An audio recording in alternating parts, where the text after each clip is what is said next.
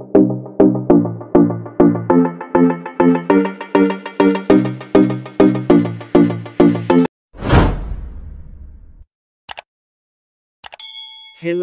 Welcome to my channel. Huwag kalilimutan mag-subscribe, mag-likes at mag-share para updated kayo sa i-upload kong mga videos.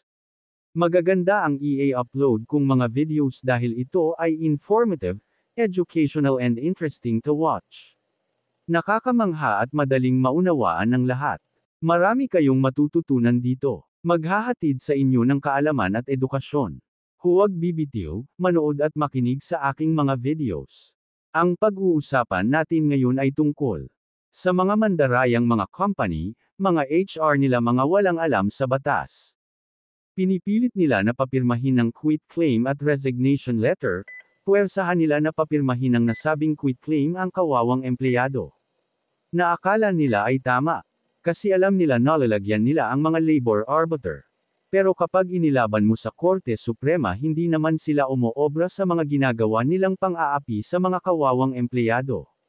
Mga walang puso ang mga may-ari ng company. Mga HR nila mga bastos at hindi naman nag-aral ng abogasya, kaya lumalabag sila lagi sa batas. Palibas sa mga psychology lang mga tinapos, kaya mga ignorante sa batas. Walang company na sumusunod sa batas sa labor. Kasi dyan pa lang sa NLRC mga kurap at tiwali ang mga arbiter at mga commissioner.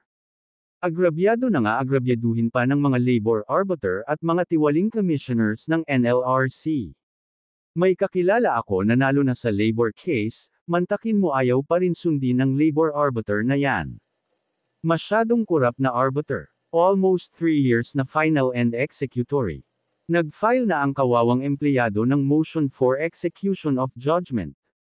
Ang masaklap, ayaw sundin ng labor arbiter na ito. Dapat malaman ito ng Korte Suprema ang mga katiwalian din ng mga labor arbiter at mga tiwaling commissioners ng NLRC. Narito ang isang kaso na denisisyonan ng Korte Suprema ang tungkol sa mga pandarayan ng mga company. Sa kaso ni Naldo, Jr., et al. Versus Core, Gr. Number 243,139, April 3, 2024. Sa kasong ito maliwanag na kurap ang labor arbiter. Mabuti na lang inilaban ng mga empleyado ang kaso hanggang sa Korte Suprema. Maswerte ang mga empleyado dahil ang humahawak ng kaso ay isang matinong justice ng Korte Suprema. Narito ang buod na pangyayari sa kasong ito. Pinawalang bisa ng Korte Suprema ang isang set ng quit claims na nilagdaan ng mga security guard na nagtatrabaho sa Corporate Protection Services, PHILS, Inc. matapos malaman na nilayo ng kumpanya na DAin ang mga empleyado nito. Sa isang desisyon na isinulat ni Associate Justice Antonio Co., Jr. Nalaman ng ikalawang dibisyon ng Korte Suprema na ang Corporate Protection Services, PHILS, Inc. Core, ay constructive na tinanggal si Domingo Naldo, Jr. et al., mga empleyado. Inutusan ng korte ang Core na ibalik ang mga empleyado at bayaran sila ng back wages at iba pang benepisyo.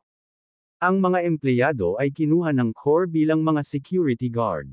Sa kabila ng pag-uulat ng 12 oras sa isang araw-araw, kabilang ang mga regular at espesyal na pista opisyal, hindi sila nakatanggap ng regular o espesyal na holiday pay, gayon din ang rest day pay, service incentive leave pay, 13th month pay, at emergency cost of living allowance. Sa kanilang Conciliation Mediation Conference sa harap ng National Conciliation Mediation Board para talakayin ang kanilang mga hinaing, isang kinatawan ng Core ang nag-alok na bayaran ang lahat ng kanilang mga claim sa pera kung ang mga empleyado ay nagsumite ng mga pinirmahang resignation letter. Umaasa dito, sumunod ang mga empleyado. Pinapirma rin sila ng Core ng hiwalay na quit claims. Pagkatapos, binigyan sila ng Core ng mga cheque ngunit sumasaklaw lamang sa mga halaga ng mga ipon ng trust fund at mga cash bond.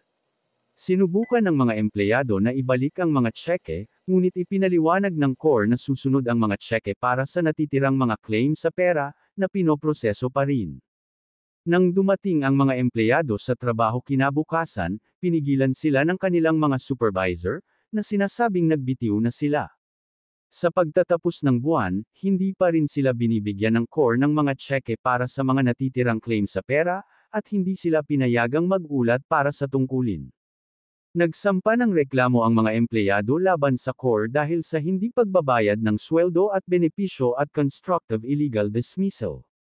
Ibinasura ng labor arbiter ang reklamo, na nagdesisyon na ang mga empleyado ay kusang pumirma sa mga quitclaim at mga sulat ng pagbibitiw at sa gayon ay pinagbabawalan sa paghingi ng karagdagang paghahabol laban sa core. Parehong pinasyahan ng National Labor Relations Commission at Court of Appeals na hindi wasto ang mga quitclaim at resignation letter. Ang Korte Suprema ay nagpasya na pabor sa mga empleyado, na natuklasan na ang mga quitclaim na kanilang pinirmahan ay walang bisa dahil sa pagbitay ng core na may layuning manlinlang. Inulit ng korte na para maging wasto ang isang quitclaim, A, dapat walang panloloko o panlilinlang sa bahagi ng alinmang partido. B, ang pagsasaalang-alang para sa pag-quitclaim ay kapanipaniwala at makatwiran. At C, ang kontrata ay hindi salungat sa batas, kaayusang pampubliko, patakarang pampubliko, moral o mabuting kaugalian, o nakapipinsala sa ikatlong tao na may karapatang kinikilala ng batas. Inaako ng employer ang pasanin na patunayan na ang quitclaim ay bumubuo ng isang kapanipaniwala at makatwirang kasunduan sa kung ano ang karapat-dapat na mabawi ng isang empleyado, at na ang nakatupad nito ay kusang loob at may buong pag-unawa. Sa kasalukuyang kaso, nilagdaan ng mga empleyado ang mga quitclaim ng may tapat na paniniwala, batay sa mga pagtitiyak ng core, na babayaran sila ng buo sa kanilang mga claim sa pera, bilang suportado ng mga minuto ng kanilang Conciliation Mediation Conference. Ang mga minuto ay nagpapakita na ang kinatawan ng core ay hayagang nagpahayag na ang pamamahala ay magkakasundo sa iba pang mga claim ng mga empleyado. Napag-alaman ng korte na batid ng magkabilang partido na may mga nakabinbing pag-aangkin ng pera upang maipagkasundo at hindi kinakatawan ng mga tseke ang buong halagang dapat bayaran sa mga empleyado. Hindi rin tinanggap ng mga empleyado ang mga tseke na may layuning talikuran ang lahat ng iba pang claim sa pera laban sa core. Ang korte ay nagpasya din na ang core ay constructive na tinanggal ang mga empleyado, na natagpuan na ang core, sa pamamagitan ng pandaraya, ay nagudyok sa kanila na pirmahan ang mga liham ng pagbibitiw at na ang core ay nagtangkang itago ang kanilang pagpapaalis bilang isang voluntaryong pagwawakas ng trabaho. Courtesy of the Supreme Court Public Information Office. Hanggang dito na lang ang video na ito. Thank you for watching.